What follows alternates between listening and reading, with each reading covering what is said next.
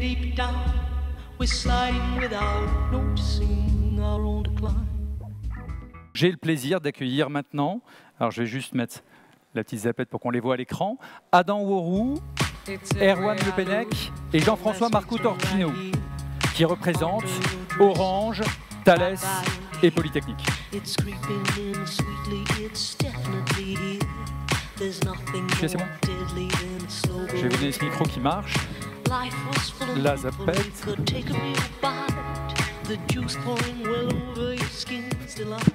Voilà. Et je vais juste voir s'il y a un deuxième micro qui fonctionne. Voilà, comme ça vous en avez deux. Voilà, c'est à vous. Bonjour à tous déjà. Donc on est ici pour une session qui s'appelle Data Scientist, le métier de demain. Vaste question et je ne sais pas si on sera capable d'y répondre. Donc vous avez vu nos petites têtes tout à l'heure, je pense que ça vaut le coup qu'on se représente. Donc je suis Erwan Le Pennec, je suis professeur associé à l'école Polytechnique où depuis maintenant 2 ans, je m'occupe beaucoup de la partie sciences des données avec l'organisation de formation à l'école. On y reviendra, mais que ce soit formation initiale, donc parcours pour les élèves, master et puis formation continue. Bonjour, moi je m'appelle Adam Worou. Je suis responsable d'un programme de recherche à Orange Labs Recherche, donc, qui est le département de recherche d'Orange. Et mon programme de recherche porte sur les techniques d'optimisation et d'analyse de données. Elle porte également sur les problèmes de l'efficacité énergétique de nos infrastructures et aussi les problèmes de sécurité de bout en bout. Donc vous comprendrez que ce pourquoi je suis là aujourd'hui, c'est plutôt le premier thème. Moi, je m'appelle Jean-François Marco Tortino, je suis directeur scientifique de Thales Télécom et Sécurité.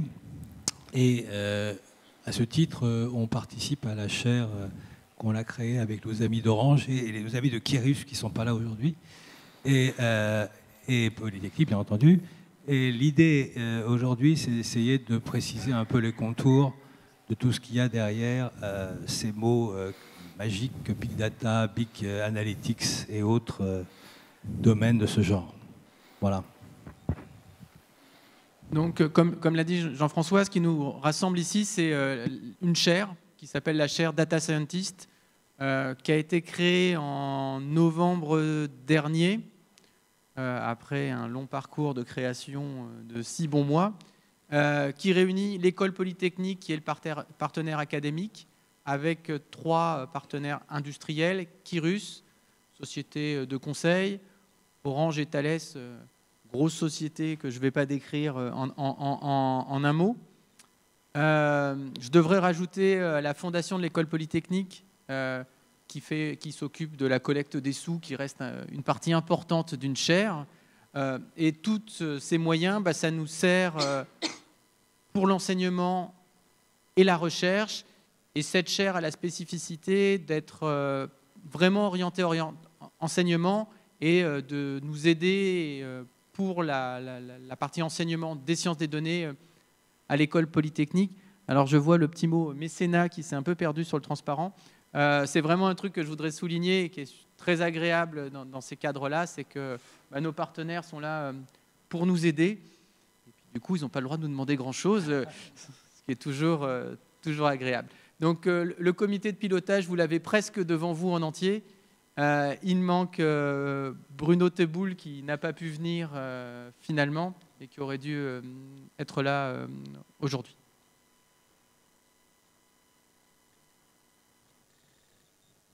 Donc on a essayé de mettre quelques petits items pour essayer de structurer un petit peu la présentation et puis éventuellement après lancer des questions. Donc on voudrait commencer par poser la question Big Data. Et puis là je vais donner la parole à Jean-François. Tu veux que je commence Tu veux que je commence? Donc ça c'est un transparent que j'aime beaucoup. Je ne sais plus où je l'ai volé, mais je l'aime beaucoup. Il pose la question, est-ce que les données c'est vraiment le nouveau pétrole? Et je trouve que c'est une analogie qui est très jolie.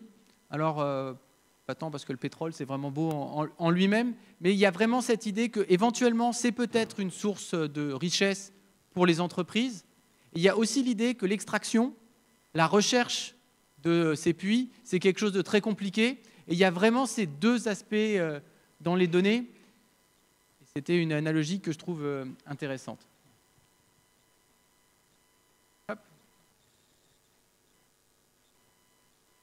Donc alors là, je ne suis pas sûr que vous voyez les magnifiques dessins sur la courbe de hype de l'Institut Gartner, où j'ai essayé de suivre le parcours du Big Data de 2012 à 2015. Alors, heureusement que je le connais par cœur, parce que sinon on aura beaucoup de mal. En 2000... si tu as un pointeur, je vais vous le montrer. En 2012, le Big Data, il est à peu près ici. Donc, on est déjà... Et c'est sa première date d'apparition dans le classement. Ça semble être le truc qui va être à la mode bientôt et qui est vraiment en début de carrière. Dès l'année suivante, il atteint son pic d'attente non satisfaite. Il sera ici. En 2014, je crois qu'il commence sa chute, mais à un point extrême qu'il a disparu. Ah non, il est encore ici. Big Data, il est encore ici. Et 2015, vous pouvez jouer, il a carrément disparu du paysage du hype de Gartner. Je ne suis pas sûr qu'il soit arrivé déjà sur le plateau de productivité. Je pense que c'est plutôt le fait que le mot en lui-même commence à être un peu trop utilisé et un peu trop galvaudé pour rester dans ces choses-là. Il n'empêche que les sciences des données et le big data, c'est beaucoup plus qu'un effet de mode. C'est quelque chose qui va rester dans les années futures, essentiellement parce que faire de la science des données, c'est faire quelque chose que tout le monde fait depuis très longtemps.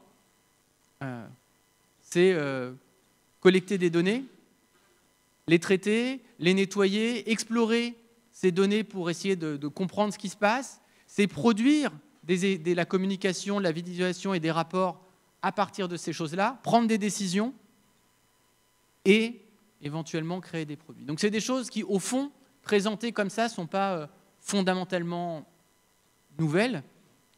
Ce qui va faire la différence, et je passerai la main à Jean-François après. Ce qui va faire la différence, en fait, c'est le fait qu'actuellement, les données sont là. En tout cas, les données sont là de manière de plus en plus massive, d'où l'envie de les traiter. Et dans le même temps, le coût du calcul a excessivement diminué. Et donc, ce qui n'était pas possible auparavant, peut-être juste pour des raisons pratiques, ça devient possible. Il y a aussi des cas beaucoup plus complexes de vrais big data, j'ai envie de dire, et mon voisin de gauche ne saura me dénier ce fait-là, qui sont beaucoup plus rares et qui existent, qui deviennent possibles avec l'explosion des capacités de calcul et les avancées scientifiques. Alors justement, sur le précédent transparent, on voyait tout a shifté, on ne voit pas très bien le détail, mais l'idée était de montrer qu'il y a eu des mots-clés. Avant le mot-clé de Big Data ou Big Analytics, il y a eu quelques mots-clés, comme par exemple Data Analysis pendant un certain temps, puis Data Mining, puis maintenant Big Data et Big Analytics. La question fondamentale qu'il faut se poser, c'est est-ce que c'est vraiment, et c'était la question, est-ce que c'est un buzzword? Alors oui, c'est un buzzword. Oui, il y a des effets de mode. Pas plus tard que demain, je fais une conférence dans une autre assemblée autour du Big Data, et après-demain aussi, donc il y en a à peu près une par semaine, enfin 2 ou 3 par semaine, je veux dire. La question, elle est, est-ce que ça correspond à une réalité ou pas? Pour avoir passé 30 ans chez IBM Research, je peux vous dire qu'il y a effectivement des choses nouvelles qui se sont produites, en particulier la structuration des données en tant que base de données sur lesquelles on va stocker l'information. Ça a complètement changé. On parle de technologie not only SQL, et puis maintenant New SQL. Bon, on ne va pas rentrer dans le détail, mais sachez que c'est important. Je vais insister quand même sur un point ici, qui est ce qui se passe quand on est en face d'un vrai problème. 2 problèmes se posent. Premier problème, est-ce qu'on connaît la population sur laquelle on va travailler avant de commencer l'analyse? Si oui, alors on n'a pas besoin de faire du big data, et on peut faire des technologies du type exploitation, sondage, classique, comme on faisait autrefois, disons ce qu'on appelait autrefois le business intelligence ou le data mining. Là où ça commence à être intéressant, c'est quand on a affaire à des problèmes sur lesquels on ne connaît pas la population sur laquelle on travaille. Et dans ce cas-là, le vrai problème se pose de savoir comment découvrir des choses cachées dans les données. C'est ce qu'on appelle le data-driven approach. Et là, on a des problèmes qui sont liés essentiellement à la non-connaissance de la population sur laquelle on va travailler. Alors parmi les domaines, par exemple les réseaux sociaux, par exemple les réseaux de distribution, par exemple la cybersécurité, ces domaines où si on savait des choses d'avance, ben on ne serait peut-être pas à voir, la fraude par exemple. Donc ce sont des domaines très intéressants et très nouveaux sur lesquels effectivement il y a une approche big data qui s'impose.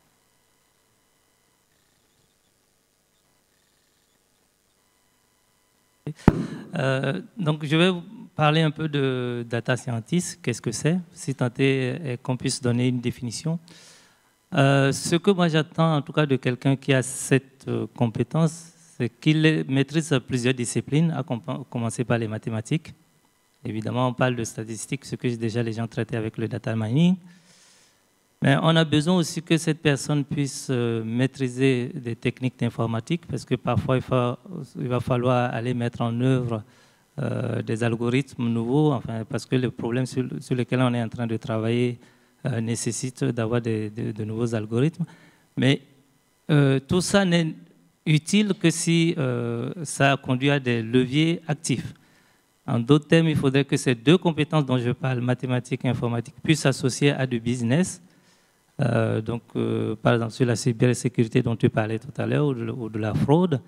Et en plus, on aimerait pouvoir capitaliser sur cette personne. En d'autres termes, on ne veut pas un data scientist qui travaille uniquement que sur la cybersécurité ou sur l'aide à la décision. Donc, cette personne doit être capable de pouvoir travailler sur plusieurs cas d'usage et donc avoir des capacités de dialoguer avec des équipes autres que la sienne. Évidemment, les compétences de business, ils peuvent les acquérir au fil de l'eau, mais ce n'est pas forcément ce qu'on demande dans un premier temps. Donc ça, ce n'est pas forcément nouveau, parce que pour ceux qui connaissent un peu ce que c'est que la recherche opérationnelle, qui est aussi une discipline qui est à la frontière entre les mathématiques et l'informatique, on avait déjà un peu ces trucs-là. Et d'ailleurs, le big data, pour moi, ou le data scientist, participe un peu à cette... comment il faut dire, c'est un outil supplémentaire pour faire de l'aide à la décision. Voilà. Je veux juste rajouter quelque chose à cet endroit-là. On parle de data science, vous voyez bien, on ne parle pas de big data ou big analytics, on parle de data science parce que c'est la science des données en général. Le problème, il est que parmi les révolutions actuelles, outre l'effet taille, il y a eu un autre effet qui est très intéressant et très important, c'est l'effet prise de conscience par les entreprises qu'elles avaient des données dont elles n'exploitaient pas vraiment réellement. Et c'est pour ça qu'il y a un engouement majeur aujourd'hui autour de ces thématiques, parce que les gens s'aperçoivent qu'ils ont chez eux, à leur disposition, des informations dont ils n'ont pas fait forcément, soit ils n'ont pas fait l'acquisition et ils les ont déjà, soit ils s'aperçoivent qu'en les complémentant avec des informations extérieures ou des informations qui peuvent complémenter par l'open data, par exemple, ils ont les moyens, ils ont des leviers pour mieux comprendre les choses qui vont se passer. Alors, un point très important dans le domaine du big data et le data science, il faut savoir qu'on entreprend un projet big data que si on a pu mesurer avant l'impact qu'on attend de ce projet. Parce que si on ne fait pas du big data pour le plaisir de faire de l'analyse. On fait ça pour pouvoir prendre des décisions en bonne et due forme, dans des conditions majeures de décision lorsqu'on sait qu'on va gagner soit de l'argent, soit de la ressource, soit du temps. Il faut donc définir ce qu'on appelle une fonction de ROI, fonction économique, qui nous garantisse que l'étude qu'on va faire en big data sera positive, valable et à valeur ajoutée.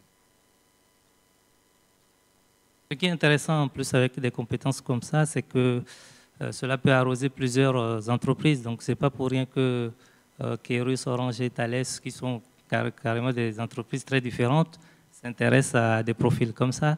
On pourrait rajouter EDF, avec qui on travaille par ailleurs. Donc avoir ces compétences-là, donc ça permet de pouvoir arroser pas mal d'entreprises, ce qui est quand même rare comme compétence scientifique. Donc, comme vous vous en doutez, en fait, cette personne, elle n'existe pas. Le data scientist qui fait tout, en tout cas, je le cherche encore. Si vous en avez un quelque part, donnez-moi son nom, j'aimerais bien l'interviewer. On va plutôt avoir des profils de data scientist, souvent sous le nom data scientist, je répète une deuxième fois, un peu à la chilienne.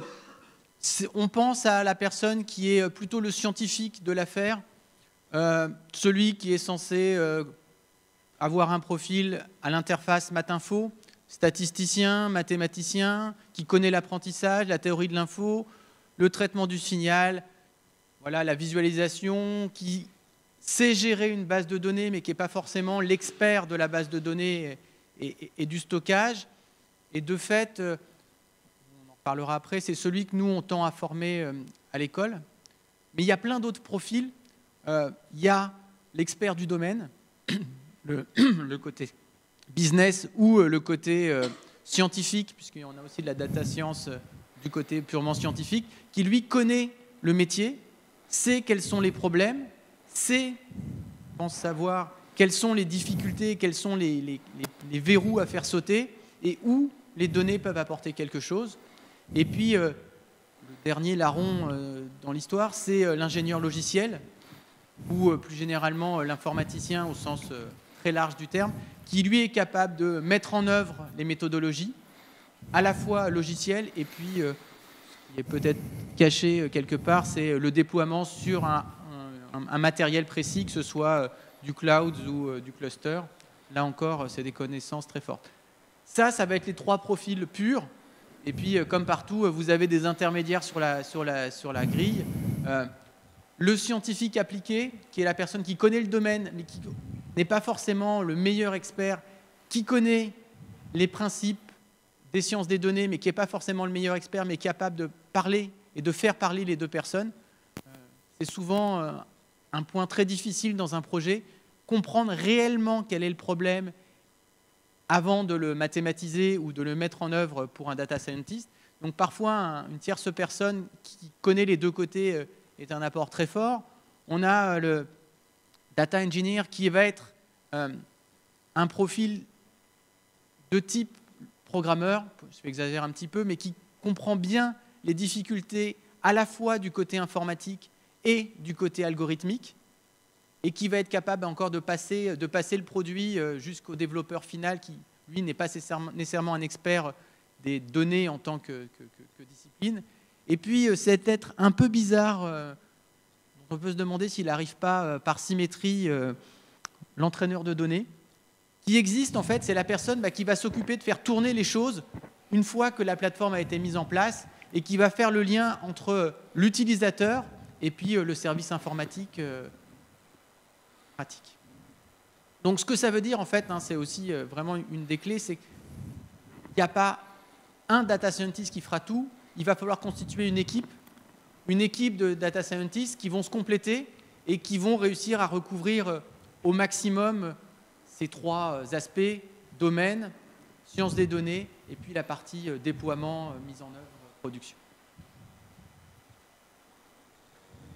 Donc pour finir ces petits transparents, voilà, pour essentiellement nous présenter et lancer la discussion, je voulais vous présenter ce qu'on fait nous à la maison. Donc à la maison, c'est à l'école polytechnique, avec trois types de programmes de formation. Encore une fois, il faut vraiment voir ça comme un exemple. Et dans cette belle salle, il y a des gens de deux autres écoles dans le même groupement ParisTech qui font des programmes similaires. Et vous en verrez qu'il y en a même un, il est tellement similaire que c'est le même pour les trois. Je pense à Télécom et à l'ENSAE. Donc nous, ce qu'on a essayé de faire, c'est un premier programme qui est un programme pour nos élèves polytechniciens, avec un parcours conçu sur 3 ans.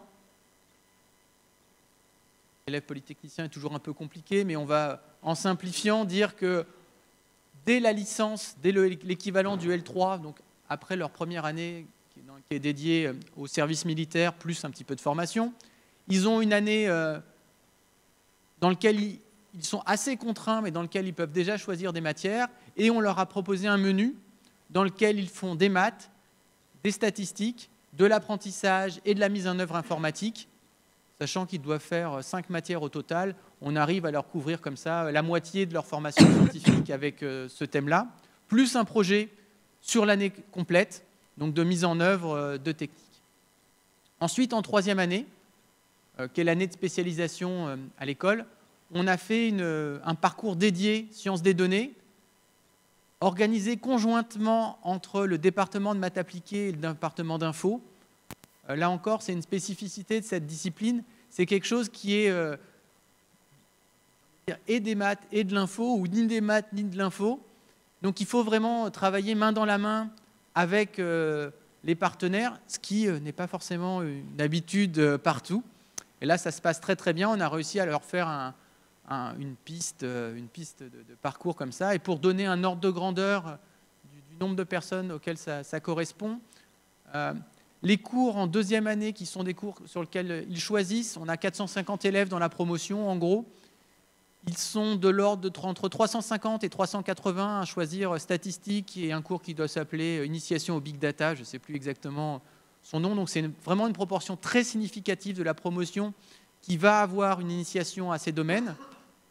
Pour le parcours sciences des données, alors encore une fois, mes chiffres sont sous réserve parce qu'ils s'inscrivent un petit peu comme ils peuvent, mais sur ceux qui ont pris explicitement le parcours, on en a plus d'une soixantaine.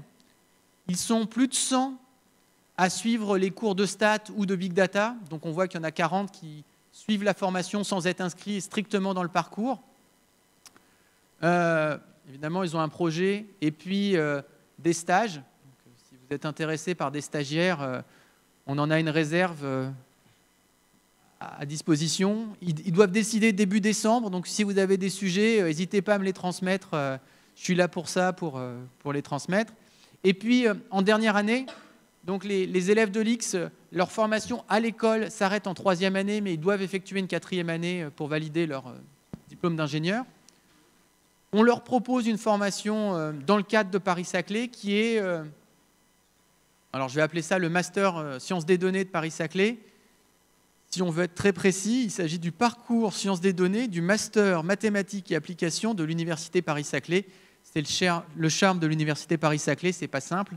C'est quelque chose qui est opéré par Polytechnique, mais qui est fait de manière conjointe avec Télécom, l'ENSAE, Paris-Sud et l'ENS Cachan. Donc tous ensemble, on a monté un programme qui est ouvert évidemment à nos élèves polytechniciens, mais à tous les élèves des grandes écoles et plus généralement des universités françaises et parisiennes. Cette année, ils sont entre 60 et 80.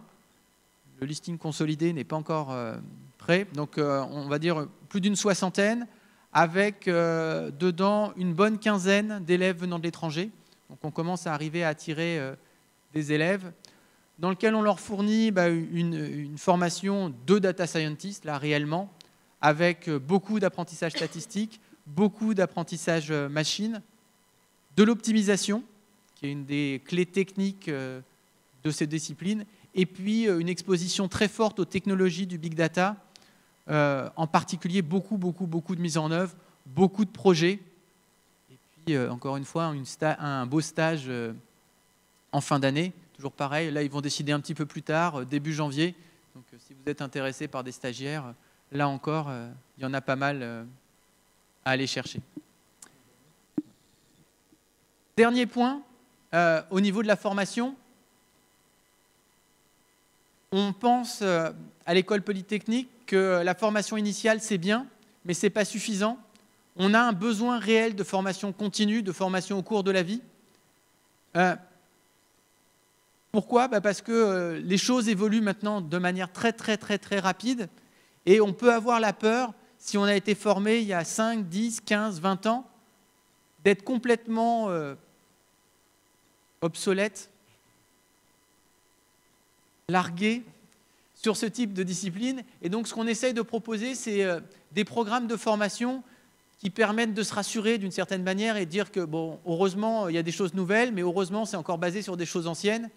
Et on peut former des gens, par exemple ici, avec un programme de formation de continu de 20 jours, non pas pour être des data scientists experts tout de suite après 20 jours de formation, ce serait un résultat plutôt sympathique et plutôt agréable. Mais en 20 ans, en 20 jours, on peut débroussailler, en 20 ans on doit pouvoir y arriver, en 20 jours on peut débroussailler suffisamment le paysage pour que les gens aient les clés de compréhension du domaine.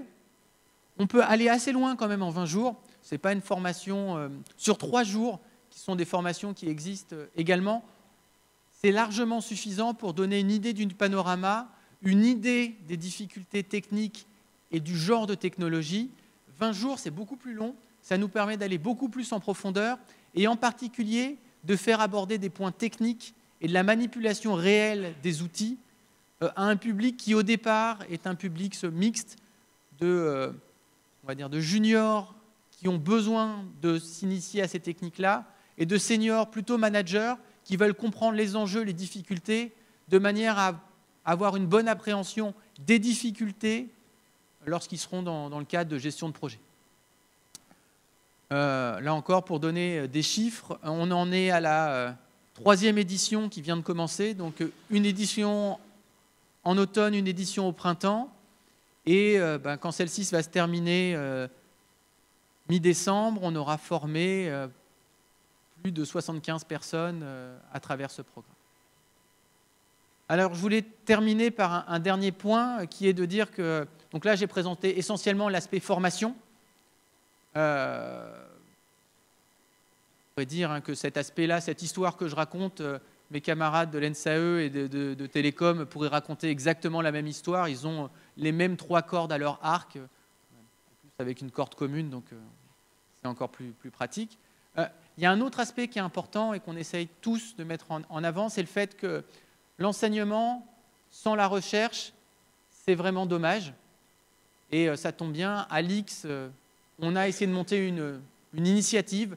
Alors l'initiative, c'est un mot pas très précis, mais ça tombe bien, c'est pour quelque chose de pas très précis. C'est la tentative de fédérer, recenser, organiser tous les efforts autour des sciences des données à l'école polytechnique, à travers à la fois des collaborations à l'intérieur de l'école, par exemple, collaboration entre les informaticiens et les matheux appliqués. Maintenant, c'est devenu chose normale, on n'a plus besoin de l'initiative, mais entre ce couple info-maths et les domaines d'application. Donc, on a beaucoup de choses qui travaillent autour de ça. Autour des collaborations scientifiques avec des entreprises, et puis des programmes de chaires, d'enseignement et de recherche.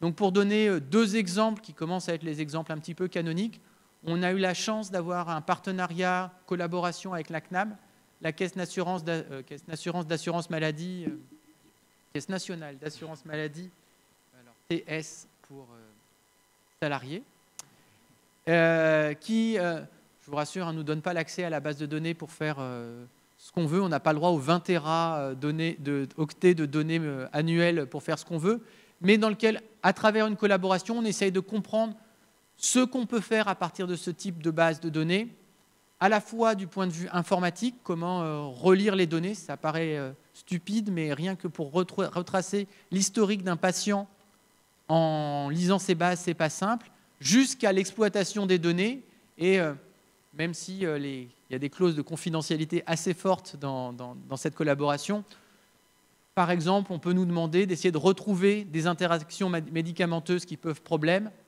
à partir de ces données qui sont des données non pas médicales, mais des données de facturation. Parce qu'essentiellement, la CNAM, c'est ce que fait la facturation. Et puis, l'autre exemple de projet qui rentre dans le cadre de ces initiatives, c'est toutes les chaires. On a une illustration avec la chaire Data Scientist, mais j'aurais pu parler aussi d'une chaire autour de l'assurance, avec AXA, 2 chaires autour des médias qui devraient sans doute se signer avec Vivendi, et puis des chaires sur des domaines qui sont connexes, par exemple les objets connectés, avec Cisco. Donc voilà, beaucoup de choses un petit peu dans tous les sens pour essayer de former des gens qui soient des data scientists qu'on mettra sur le marché. Vous avez remarqué qu'on a pris le parti de faire des data scientists côté scientifique. C'est le terme d'être dans une école scientifique. On s'est dit que la force de l'école, c'était leur caractère scientifique, donc on allait les positionner sur le côté science de la data science, le côté business, soit c'est quelque chose qu'ils vont acquérir au cours de leur carrière, soit ce sera d'autres personnes qui vont leur apporter ces connaissances. Je voulais juste rajouter quelque chose sur cette formation continue. Je peux en témoigner de la qualité de cette formation, puisque 20 de nos collaborateurs ont suivi ce programme dans le premier semestre de cette année. Et on a tellement de demandes encore parce que les besoins de data scientist dans l'entreprise sont nombreux. Donc il n'y a pas que dans la partie recherche, le business, Orange France, donc c'est un peu partout. Et c'est une initiative quand même qui est supportée aussi bien par notre RH Group que par le département de recherche. Donc la participation d'Orange a été soutenue par 2 de mes collègues qui doivent être dans la salle. Je ne les vois pas très bien, Laurence et Eric, ils sont là. Et par nous-mêmes parce que c'est effectivement une partie formation, donc il y a un volet recherche, RH, et puis il y a une partie scientifique qui nécessite d'avoir effectivement des compétences scientifiques, notamment pour intervenir éventuellement dans la partie formation, la dernière ligne qui est là. Ajouter le point suivant, la raison pour laquelle Thales, je pourrais parler au nom de Bolo Teboul aussi, puisqu'on en a parlé, participe à cette chaire. Il y a 2 raisons. La première, c'est que ça nous permet de former du personnel, effectivement. On a des gens de chez nous qui assistent à certaines des formations qui sont là.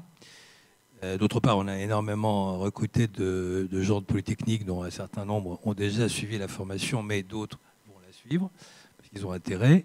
Et parce qu'on n'apprend pas non plus les choses comme ça, comme on l'a dit tout à l'heure, en 5 minutes. Il y a des notions qui sont un peu plus longues que d'autres à comprendre et assimiler. Par exemple, ne pas faire de confusion. Ne pas faire la confusion classique entre big data et calcul scientifique de haute performance, qui existe depuis 25 ans et sur lesquels il y a encore des travaux qui se font. Il ne faut pas confondre tout à fait ça. Et juste désambiguiser un certain nombre de termes. Je crois que c'est un travail non négligeable sur lequel on veut que nos ingénieurs soient formés. L'autre idée, elle est effectivement l'aspect, je ne trahirai personne en disant ça, qu'il y a un aspect image de marque. Il vaut mieux faire une chaire avec Polytechnique qu'avec une université de province, ça c'est clair, aujourd'hui. Donc c'est une raison pour laquelle on a participé à cette chaire aussi. Je ne veux pas cacher cette information-là. Ceci dit, non négligeable également est le fait que la bonne dose pour cette formation autour du big data, c'est de faire la part des choses, c'est-à-dire de bien regarder ce qui relève de l'acception du terme big data, de ce qui n'en relève pas. Et je crois qu'une raison fondamentale de ces formations, c'est d'essayer de faire justement la découpe de l'ensemble dans des paquets, dans des silos qui ont du sens, quoi. Et ça, c'est pas si simple que ça, parce qu'on voit et on lit tellement de choses différentes actuellement sur le sujet qu'il faut faire extrêmement attention, non pas aux buzzwords, ça existe, on le sait, mais aux fausses informations qui sont délivrées. Je vais vous donner un exemple du temps. En 1995, on savait analyser tous les tickets de caisse d'un grand magasin comme Walmart chez IBM sans aucun problème. Il y avait 200 millions de lignes, le tableau et 150 000 produits, nomenclature de produits. On savait déjà faire ça en 95, 94. Donc vous voyez, ce n'est pas le problème de la taille, c'est le problème de qu'est-ce qu'on en fait réellement. Et c'est un peu ça la philosophie de ce qu'on essaie de faire. Voilà. Très bien, merci beaucoup à tous les 3. Alors, est-ce qu'il y a des questions dans le public? Oui, il y en a une, il y en a 2. On va prendre déjà ici, et on prendra derrière, juste là. Le micro est déjà là. OK. Bonjour. Vous disiez tout à l'heure que Big Data est venu pour rester, donc ça va pas, c'est pas une mode. Je me demande s'il y a des gens qui pensent contrairement à ça, donc qui disent que ça va passer. Et si oui, quels sont leurs arguments? Je ne les vois pas personnellement, c'est pour ça que je les demande. Non, je pense que ce qu'il y a derrière, c'est l'énervement d'entendre partout le mot big. Big data, big data, big data. Moi, je ne suis pas convaincu qu'il y ait tant d'entreprises que ça en France qui ont besoin du big data. Je pense que le big data, c'est un marché de niche, au fond. Par contre, la data science, la science des données, ça, c'est quelque chose qui arrive partout. Tout va être caché dans ce qu'on appelle la définition du big data. Et il y a une définition informelle qui dit que le big data, c'est ce qu'on ne sait pas faire sur son ordinateur perso. La difficulté, c'est que l'ordinateur perso, il commence à être assez puissant. Et le moindre portable ou un portable, on a rapidement 16 gigas de RAM. Des bases de données sur lesquelles on a besoin de faire des choses régulières de la taille de 16 gigas. C'est pas si courant que ça. Et il y a beaucoup de cas de figure où, en fait, il y a un réel besoin de traitement de données. Ça, c'est une certitude. Enfin, il y a un sentiment, c'est que si on prend des décisions en regardant les données, elles devraient être mieux que si on ne les regarde pas. On a vraiment mal travaillé. Le côté big, est-ce que tout le monde a besoin d'Hadoop ou de déployer un cluster pour faire des choses? Oui. Enfin, il y a des cas où c'est nécessaire. Si ça ne rentre pas sur son propre ordinateur, effectivement, il faut déployer. C'est des connaissances spécifiques. Il n'empêche qu'il y a déjà beaucoup de travail et beaucoup d'endroits où la partie simple, j'ai envie de dire, ou plus classique, ou quelque chose qui est une évolution de ce qui existait auparavant, c'est déjà possible. La grande différence, c'est que les outils sont là. Quand les outils sont là, on a envie de les utiliser. Donc, la disparition du big data, le fait qu'on ne pourra rien en faire, j'y crois pas. Il y aura des limitations. Déjà, il y a des limitations, des contraintes. Au-delà des contraintes techniques, il y a des contraintes légales qui font que, heureusement, tout ne va pas être possible. Maintenant, il y a tellement de choses intéressantes à faire. Enfin, si je pense à la CNAM, on a envie de se servir de ces données-là pour sauver des vies, pour découvrir des interactions médicamenteuses qu'on ne pourrait pas tester en conditions réelles parce que ça coûte trop cher et parce que c'est pas possible. Et ça, je vois pas comment ça va disparaître. Ouais, je vais vous dire une chose. Le mot va changer. On ne va pas regarder le mot big data, il va changer, ça c'est clair. Ça s'appelait avant analyse de données intensive. Après, ça s'est appelé data mining et business intelligence. Maintenant, enfin, une partie. Maintenant, ça s'appelle big data, big analytics. Ça changera encore une fois de nom. Mais de toute façon, les vrais problèmes existent. Alors, je vais vous donner deux problèmes qui arrivent maintenant et qui sont fondamentalement des problèmes d'algorithmique et de big data. Premier problème, l'anonymisation des données. On parlait de la CNAM, là, mais... Jean-François, si vous pouvez juste mettre le micro plus proche de la... Parce que de temps en temps, on ne vous entend pas bien, au fond. D'accord. L'anonymisation des données, c'est un vrai problème qu'on peut traiter par la cryptographie, mais qu'on peut traiter aussi par l'algorithme, avec des méthodes de partitionnement des données, en ce qu'on appelle k-anonymisation, etc. Ça, vous voyez, c'est typiquement un problème qu'on n'abordait même pas avant et qu'on va pouvoir aborder par des techniques big data aujourd'hui, alors que le besoin est là, hein. Sérieusement, à cause de la CNIL, mais pas seulement. Deuxième problème, il a parlé tout de suite à l'instant d'interaction médicamenteuse, c'est une chose, puis il y a l'interaction moléculaire, c'est autre chose, et tout ce qui touche à la génétique, donc à la façon de soigner les malades, ce sont des domaines où il y a énormément de données. Quand je dis énormément de données, aujourd'hui, faire des sondages dans ces domaines-là, ça n'a pas de sens. Donc, on n'apportait pas certains problèmes. L'interactomique, qu'on appelle l'interaction moléculaire, aujourd'hui, on l'aborde alors qu'on ne savait pas le faire avant. Donc, voilà des domaines qui sont nouveaux, que les ordinateurs d'aujourd'hui et les algorithmes d'aujourd'hui nous permettent d'aborder, qu'on n'abordait pas avant. Donc, moi, je suis confiant. Ça fait un certain nombre d'années que je travaille. 30 ans chez IBM, je vous l'ai dit. Je travaille chez Thales depuis une douzaine d'années. Je peux vous dire que le mot change, mais les problèmes restent. Juste un dernier point. Il ne faut pas confondre non plus complexité des calculs avec taille des problèmes. Si vous avez 10 000 objets, juste 10 000 objets, 10 000 individus, que vous voulez les segmenter exhaustivement, sans faire d'algorithme particulier, juste faire empaquer tous les paquets possibles, 10 000 objets, ça fait 10 à la puissance 29 300 solutions possibles. Oui, c'est un peu compliqué. Donc on voit bien que si on veut trouver des problèmes et qu'on confond complexité des calculs avec quantité de données, on commet aussi des grosses erreurs. Donc c'est là que se situe sans doute la différenciation entre l'actuel et le futur. Personnellement, moi je suis confiant. Et si derrière votre question se cache le fait qu'il faut aller vers cette formation ou pas, moi je vous le conseille. Et ne serait-ce que pour rester dans le domaine de télécom, moi je pense qu'on est au début de l'Internet des objets. tous ces capteurs qu'on va mettre vont permettre d'optimiser éventuellement la ville. En réalité, je pense que dans le futur, ce ne sera pas tellement la donnée qui sera un problème, mais plutôt quelles sont les capacités à transformer ces données en des actions. Donc je pense que c'est ça qui va être important. Donc le buzzword va sans doute passer, mais ces compétences-là, on en aura toujours besoin. Parce que l'aide à la décision fait partie intrinsèquement de l'être humain. On a toujours cherché à optimiser, toujours. Prenez votre cas, regardez chaque jour ce que vous faites. Je pense que vous essayez les 24 heures qui vous sont données dans la journée, de les utiliser au mieux, donc de les optimiser. Et ça, on aura toujours besoin de ça. On aura peut-être besoin d'avoir une licence pour être data scientist, comme pour les taxis d'Uber. Ok, non, pas de réaction? D'accord, on va prendre la question là-bas. Merci. Moi, je travaille pour showroomprivé.com, qui est une entreprise, donc un pure player qui travaille sur le secteur du e-business. Et aujourd'hui, je recherche un data scientist. La question que moi, je me pose, c'est comment on fait pour attirer ces talents que vous décrivez quand on n'est pas un Thales, quand on n'est pas un Orange et qu'on a besoin de personnes pour nous accompagner. Qu'est-ce qu'on offre à ces talents ? Un défi sympathique?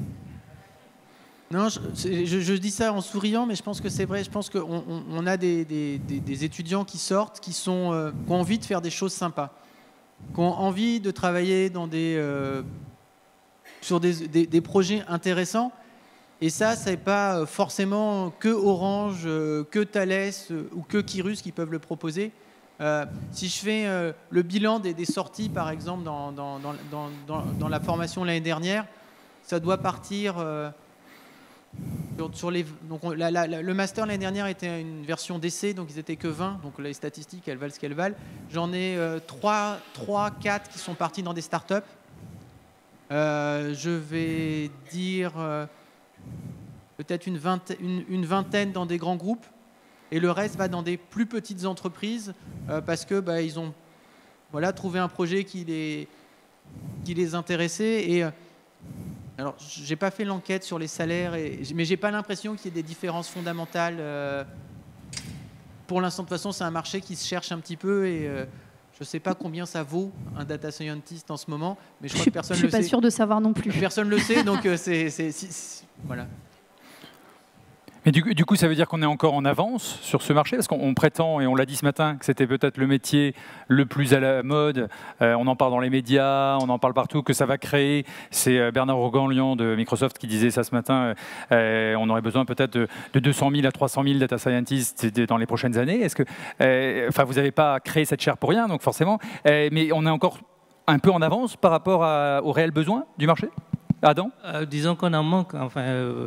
L'année passée, on en a recruté. Cette année, on en a recruté aussi. Je pense que l'année prochaine, ça sera. On est passé de 20 à combien là ? Vous êtes combien là ? Les 20 dont je parlais tout à l'heure, c'était déjà des collaborateurs qui manipulaient des données, mais qui avaient besoin de se mettre à jour éventuellement avec les nouvelles techniques qui arrivaient. Cela dit, nous, on a un programme doctoral qui est assez important à Orange. On a 150 doctorants chaque année. Ils ne font pas tous du big data, rassurez-vous. Certains conformes préfèrent aller dans des petites boîtes comme la vôtre plutôt que de rester chez nous. Donc, tout dépend de ce qu'ils... Ce n'est pas que les grandes boîtes, entre guillemets, qui les attirent. Hein. Donc, faites-vous connaître et je pense que vous pourrez en attirer. Moi, je suis absolument d'accord avec ce que tu viens de dire. C'est-à-dire qu'il ne faut pas croire. Nous, on a des différentes équipes, la R&T, la R&D, etc. Parmi les équipes de R&T, on a des brillants chercheurs normaliens, tout ce que vous voulez. Hein. Mais ces gens-là, ce qu'ils préfèrent par-dessus tout, ça c'est étonnant, c'est d'aller voir chez le client comment marche leur algorithme. En fait, s'ils sont venus chez nous, déjà, c'est qu'ils n'ont pas envie de faire de la recherche à l'université. Ils ont envie de voir des choses concrètes se faire. Et croyez-moi, un de leurs leitmotifs, c'est d'aller essentiellement chez les clients pour voir comment leurs idées, leurs algorithmes, leur méthodologie fonctionnent. Et c'est leur grand plaisir.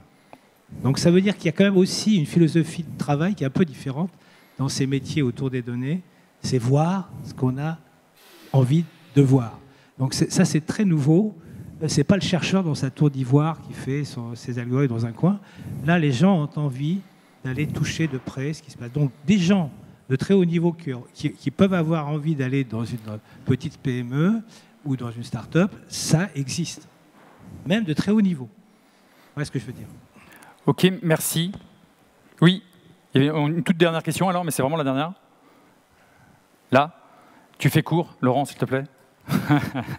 Vraiment court. Jean-Christophe, je vais faire un effort. Pour sortir 200 000 data scientists, vous pensez qu'on va devoir délocaliser les formations en province ou ça se passe comment? Non, c'est un super défi.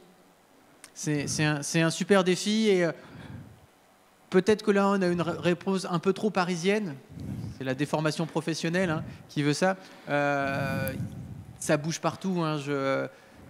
Là, comme ça, au premier coup d'œil, j'entends Toulouse, j'entends Grenoble. Voilà, Rennes. En plus, si j'oublie Rennes, je vais vraiment me faire engueuler. Je les connais bien, donc c'est pour ça. Voilà, c'est partout ça bouge, partout il y a des nouvelles formations. À peu près partout, il y a l'idée de faire du multidisciplinaire. Donc le côté maths-info, plus difficile malheureusement à faire à l'université que dans les écoles pour des raisons structurelles, voire même des raisons horribles de mention de master. Mais c'est là. Et il y a une vraie prise de conscience qu'il y a un besoin et une vraie envie de répondre à ce défi dans le monde éducatif au sens large. Donc ça, c'est une certitude. Merci à tous les trois, vraiment. Merci. The shallower it grows, the shallower it grows, the fainter we go into the fade out line.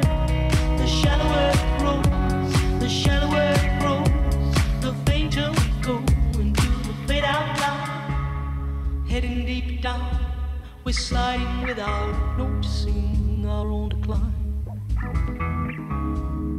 Heading deep down, we're hanging